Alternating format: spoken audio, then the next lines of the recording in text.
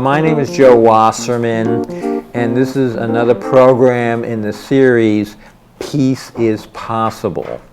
Today, we have a panel to talk about the danger of nuclear weapons and the danger of nuclear war, which is growing and needs immediate attention from everybody, I think.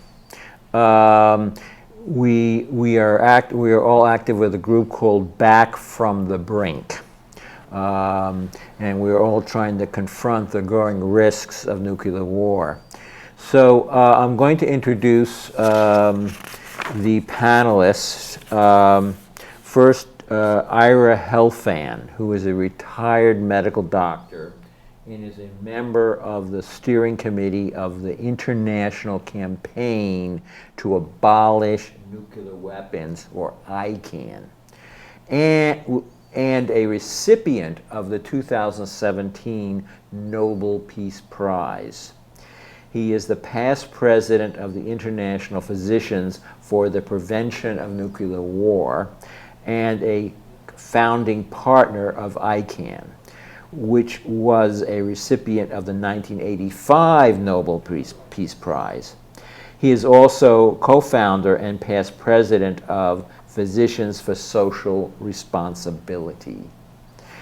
Currently, he is a member of the organization Back from the Brink, which engages communities to abolish nuclear weapons. Individuals are encouraged to support House Resolution 77, or HRES 77, to promote common sense policies to prevent nuclear war. And Nina Stein is a long-term social activist promoting peace. She is a retired chemistry professor from UConn. Nina started school when the Cold War drills were held, where children were told to duck and cover to protect against nuclear attack. This was frightening for Nina, as she was 7 years old.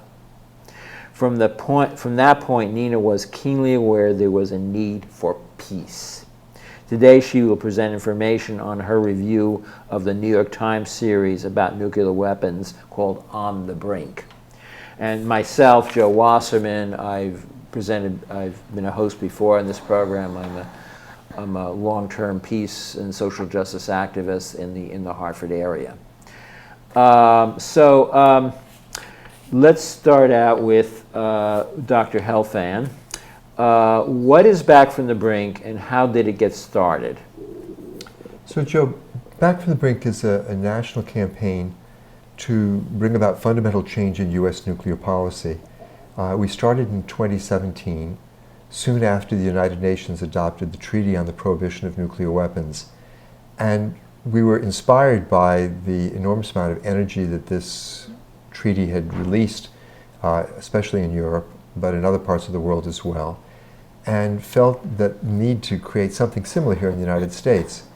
We thought, and I think it was correct, that the United States is not going to sign and ratify this treaty unless it gets the other 8 countries that have nuclear weapons to sign and ratify too. And so something of a non-starter to make a request of the U.S. to sign and ratify the centerpiece of our campaign.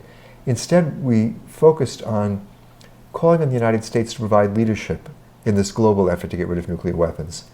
Not to disarm unilaterally, but to begin negotiations with all 9 of the nuclear-armed states for a verifiable, enforceable agreement that they could all sign that would set forward a timetable for each of them to dismantle their nuclear arsenal so they could all come into compliance with the new global treaty banning the possession of nuclear weapons. And the model for the campaign was the Freeze campaign of the 1980s. We took this prescription that we had come up with, calling for the U.S. to enter these negotiations, and started bringing it to communities around the country, asking them to endorse it, in the belief that if we got enough people to endorse the campaign, we would essentially be creating a national consensus that this is what U.S. nuclear policy ought to be, and would create the conditions that would put pressure on U.S. government to make the fundamental change in U.S. nuclear policy that we felt was necessary. The campaign has been quite successful so far. It's been endorsed by over 70 cities around the country, including many of the largest: Boston, Philadelphia, Baltimore, Washington, Chicago, Los Angeles, San Francisco, and so on. It's also been endorsed by both houses of the California and Oregon state legislatures, by the Senate in Maine, the Senate in Rhode Island, the Assembly in New Jersey. There are resolutions before the House in Rhode Island and before the Massachusetts legislature and before the Maryland legislature.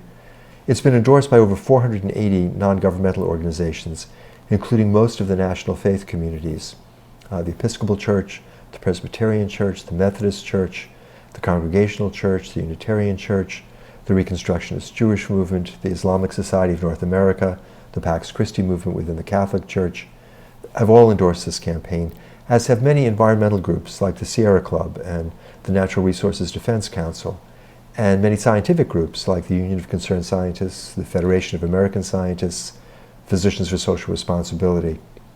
And we also have a resolution before the Congress, HRES 77, which has now been co-sponsored by 44 members of the House.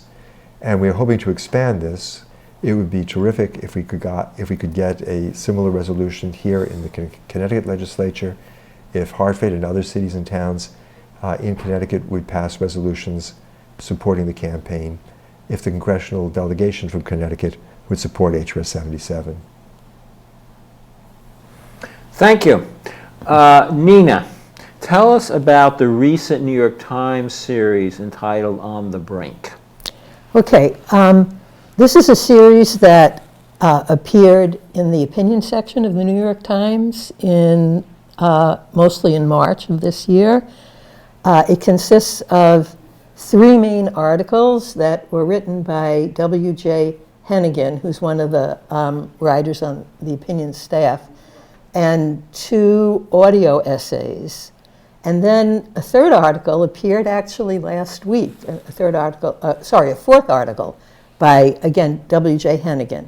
The whole point of this series is to do what Back from the Brink is trying to do, is just to make the general public aware of the current dangers of nuclear war.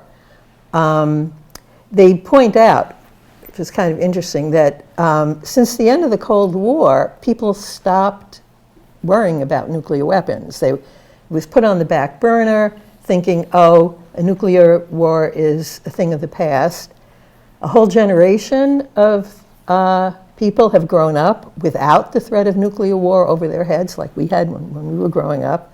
But what they say is that at this point in time, we're actually at the greatest danger of having a nuclear war that we've been since the Cuban Missile Crisis of 1962. So that's the main point. Now, going a little bit further into it, they give several reasons of why the danger is increased. We now have, instead of 2 nuclear armed countries, we now have 9.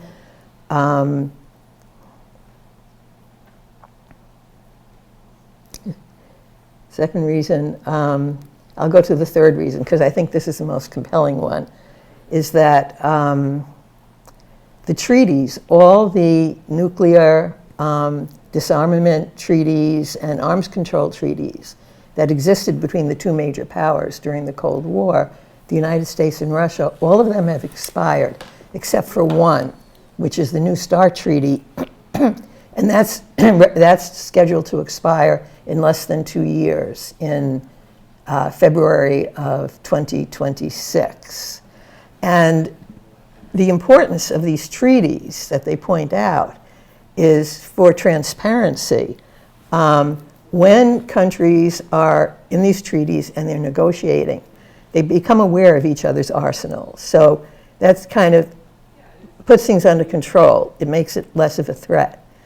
If there are no treaties and there's no transparency, then each country expects the worst from the others and thinks they're all building up their arsenals, so we have to build up ours. And that's how you have a nuclear arms race, and that's kind of what's starting to happen now. Okay, so the Another article talks about the president. It turns out that the president has the sole power to launch a nuclear weapon. And they say that it's ridiculous that one individual should have this responsibility for essentially something that can really destroy the planet. And this is interesting because this is one of the issues that's addressed in House Resolution 77.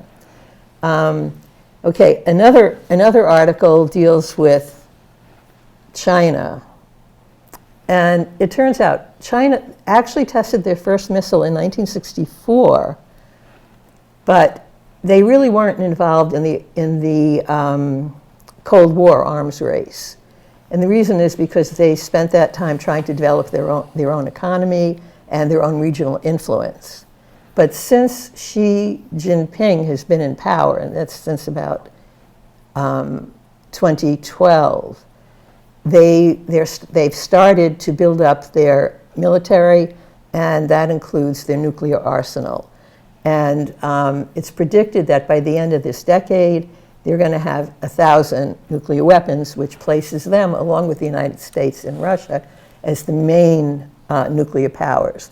All the others have, so the United States and Russia have like 4,000 nuclear warheads.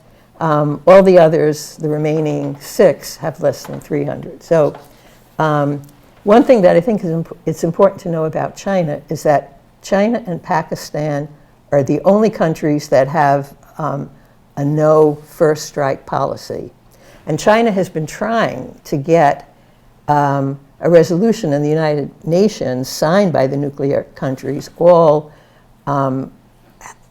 having a no first strike policy, but so far they've been unsuccessful. Those were the articles in the original collection that was produced in March, but the one that came out last week has to do with the downwinders. And downwinders are people who received radiation effects from above ground tests. We were doing above ground testing from 1945 all the way to 1962.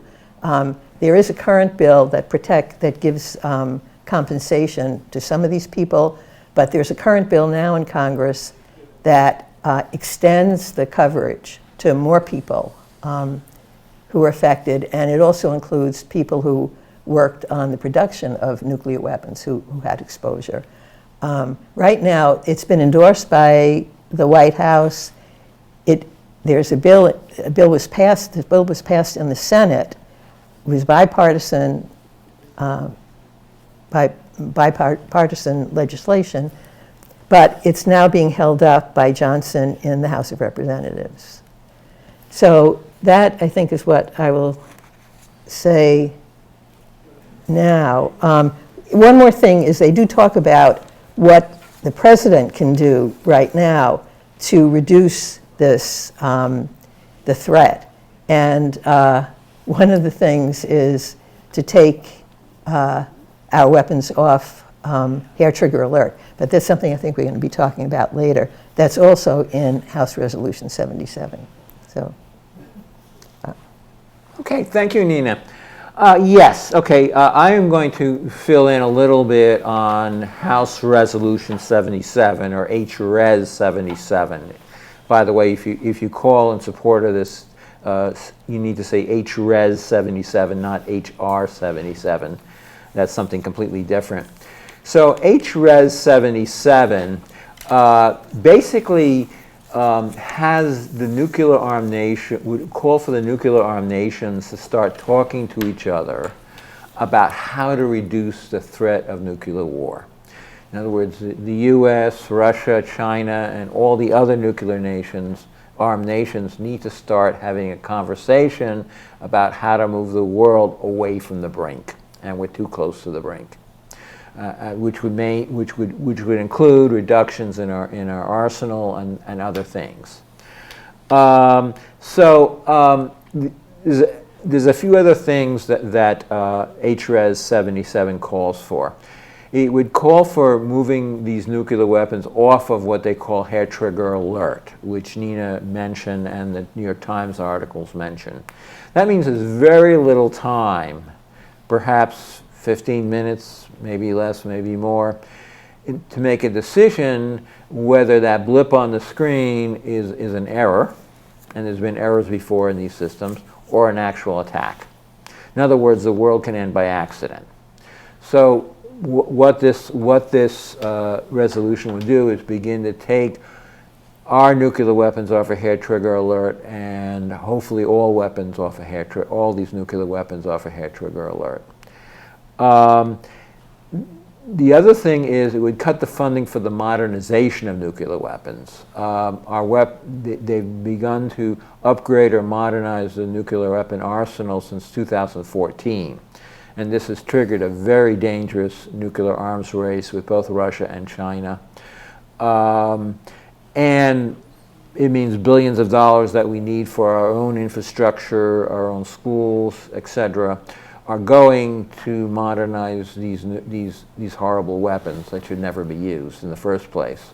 So HRES 77 would cut the funding for the modernization of nuclear weapons. Something that the modernization of nuclear weapons program has not been talked about a whole lot in the US media, and you have to wonder why. It would take away the sole authority of the president to launch these weapons. And he would also say we would not, it also would create a no first strike policy that Nina pointed out that China and Pakistan have. China and Pakistan are saying that we would not be the first to use nuclear weapons. And that should be the policy of every nation. So that's part of HRES 77. And we're urging people to call your congressperson in support of that. If you happen to live in West Hartford, your U.S. congressperson is John Larson, and I believe there'll be a screen with the information. Just give your name, your address, and just ask your congressperson to co-sponsor HRES 77, not HR, but HRES 77. Dr. Helfand, what should people know about what a nuclear war would look like? Oh, that's a very good question, Joe. You know, people have, I think, some ideas about what nuclear war might look like. People have seen pictures of Hiroshima and Nagasaki, and I think the most important thing for people to understand is that as terrible as those bombings were, they don't begin to prepare us for what's going to happen if nuclear weapons are used again. The bomb that destroyed Hiroshima was 15 kilotons, 15,000 tons of TNT, an enormous explosion. But the weapons in today's arsenal are much larger. Most of them range between 100 and 800 kilotons, 100 and 800,000 tons of TNT. That is to say, they're 6 to 50 times bigger than the bomb that destroyed Hiroshima. And we also understand that most major cities in this country are targeted with more than one of these weapons. Here in Connecticut, Hartford is targeted, the airport at Bradley is targeted, major defense contractors, including the shipyard, are targeted. Bridgeport and New Haven are probably targeted just by virtue of the size of the cities. New York City is probably targeted with something like 10 or 15 of these weapons because of the many targets that exist within the city limits. It's very hard to imagine what all these different bombs going off look like. And so I usually use a model of a single very large explosion to describe what would happen to a big city like New York. Understanding that the megatonnage, the explosive force in this model is greater than would probably be experienced in New York, but the destruction I describe is actually an underestimate because you cause more damage if you use many smaller weapons than if you use one large weapon. And you know, the picture that emerges, I think, is one which we need to understand. Within a thousandth of a second of the detonation of this bomb, a fireball forms that reaches out for 2 miles in every direction, 4 miles across. Within this entire area, everything is vaporized. The buildings, the trees, the people, the upper level of the earth itself disappears. To a distance of 4 miles in every direction, the explosion generates winds greater than 600 miles per hour. Mechanical forces of that magnitude can destroy anything that people can build.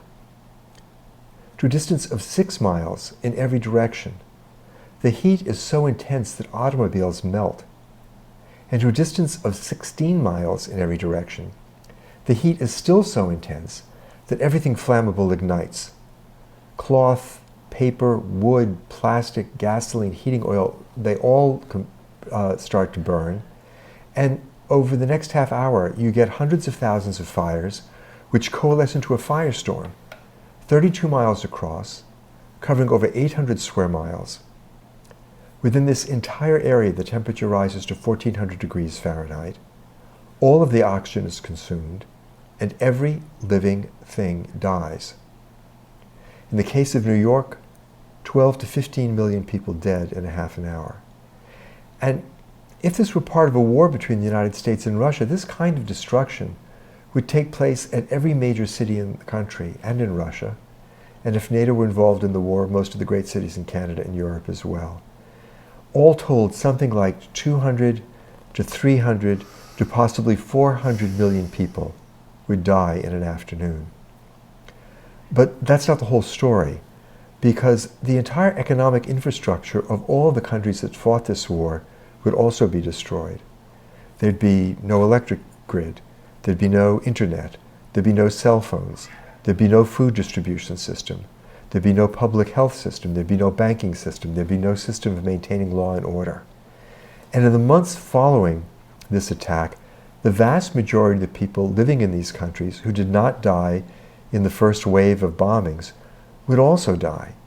They'd die from starvation because there's no food distribution. They'd die from epidemic disease because the public health system is non-existent. They'd die from radiation poisoning from the fallout.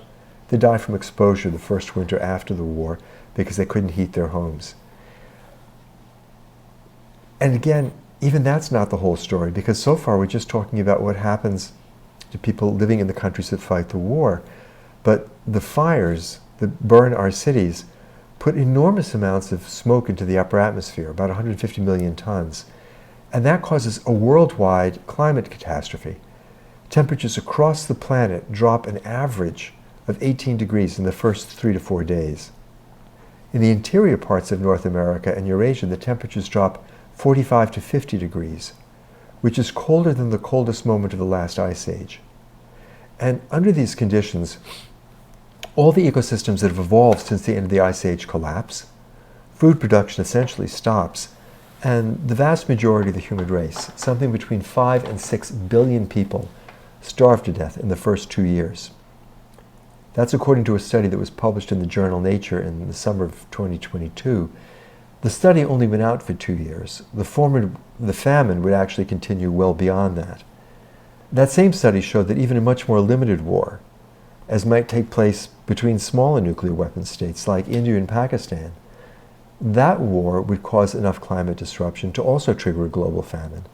Not quite as severe, not able to kill 5 to 6 billion people, but able to kill 2 billion people worldwide, including 130 million people here in the United States. So we have to understand that these terrible scenarios that I've just described, they're not the plot for a movie. This is the actual danger we are living with every day that we allow these weapons to continue to exist. And we have to understand that we have survived this far into the nuclear weapons era, not because we knew what we were doing, but because we've been really lucky. As former Defense Secretary Robert McNamara said, quoting him, "We lucked out. It was luck that prevented nuclear war." And we have to understand that the current policy of the United States and the other 8 countries that have nuclear weapons, a policy based on maintaining these arsenals for the indefinite future, is really nothing more than a hope for good luck. And this is a crazy basis for national security policy. We need to do better. The only way to make sure that we survive, to make sure that nuclear war does not take place, is to eliminate the weapons, and we need to figure out how to do that. Thank you. Nina, tell us about the close calls that the world has seen, and and maybe go into a little bit more what is meant by nuclear weapons on hair trigger alert, something everybody should be aware of. Okay, so hair trigger alert, which you actually, described before, means that the nuclear weapons, and these are the land-based missiles and those on submarines, are in such a condition that they can be launched within minutes. And this is really a very dangerous situation because it increases the probability of having an accidental missile launch or an intentional missile launch, but in response to a false alarm. And yeah, there have been quite a few cases that have been close calls, and like you were saying, it's luck that in the end that prevented these things from going off. So just for example, in November of 1979, NORAD, which is the North American Advanced Warning System, is a radar system, their screens showed 1,400 incoming missiles intended for North America. So everything was put into an alert status. Actually, some interceptor planes were actually launched. But then at the last minute, they discovered that it was a false alarm, that somebody had put the wrong tape, a tape of war games, into the NORAD computer. Another incident occurred in June of 1980. And in that incident, the early warning computers registered that 220 Russian missiles were headed towards the United States. And that time, Carter was president, and Brzezinski was his national security advisor.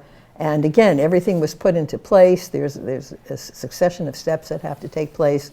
And the call, Brzezinski was notified, and it was like 1 minute before he was going to call Carter. This was 2 a.m. in the morning, and he got notified. Again, this was a false alert. This was due to a faulty computer chip. And so these are just some examples of cases where it really came close. Another thing that I want to point out is that there are also accidents that can happen at these sites. And a very big example of this was actually, if anybody's familiar with the film Command and Control, goes into this. It took place at a Titan missile site in northern Arkansas, Damascus, Arkansas. It was during a routine maintenance operation. One of the technicians was quite high. This was in a silo. The missile was in the silo, and it had a nuclear warhead attached. He was quite high up in the silo, and he was doing something with a wrench and a socket. And the socket fell out of the wrench, and as it fell down the silo, it hit something which then caused it to change direction and ricochet and actually hit the missile. And where it hit was a chamber that contains the oxidizer. The oxidizer started leaking out, filling the silo, and then there was a fuel leak. And then fuel vapors filled the silo. When we have a mixture of the fuel and the oxidizer, can cause an explosion, and that's exactly what happened. There was an explosion. 2 people died. But during this explosion, the force of the explosion forced open whatever is the hatch that closed the top of the missile, ejected the missile. Sorry, not the missile, the warhead that was on top of the missile, the nuclear warhead, was ejected. Fortunately, it fell not too far from the silo, and it didn't explode. I mean, we could have had a nuclear explosion. All the switches enabling the explosion had been set, but there was one on-off switch that was on the off, and that was prevented the explosion. So goes back to what you were saying, that there's really luck. And one person pointed out that having these nuclear weapons, we're endangering ourselves as much as we're endangering the enemy, because all of these things that can happen. Yeah. Thank you. Thank you. Please get involved. Please think about this issue. There's a tendency for people not to think about it. We need to think about it, and we need to act. Thank you.